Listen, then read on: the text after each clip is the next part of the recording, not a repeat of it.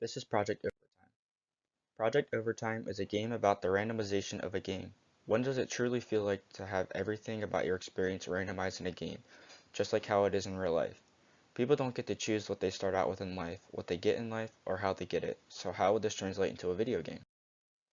Project Overtime is a third-person shooter that is completely randomized. The computer picks values for each player, each weapon, each building, how the map is drawn, and where things are located inside the map.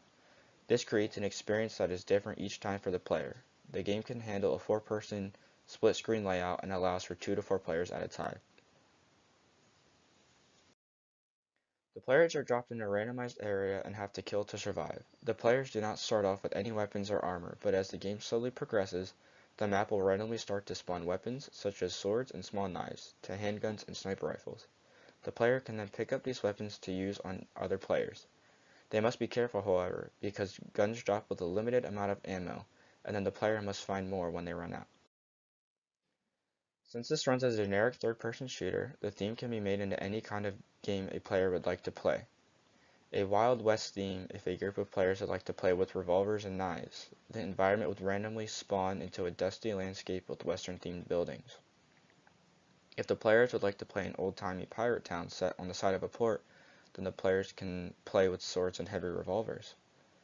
Maybe even a futuristic setting where the players have laser guns and anti-gravity boots. There is no limit to what theme can be implemented into the game.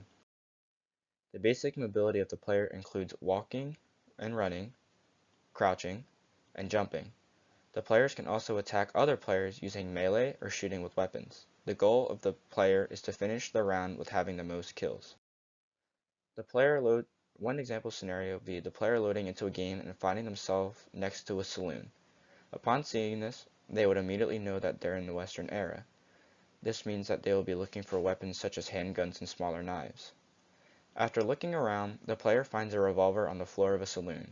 When he turns around, he sees a player running at him with a knife. Then the player decides to attempt to shoot the attacker, and he misses 4 of the 6 times. After the 6th time, the bullet hits the attacker and he dies. The player then has the choice to pick up the knife or continue using the revolver. Risking to use the revolver means he would have to go out and find more ammo, but using the knife, he would not have to look for ammo, but he would be in close counters.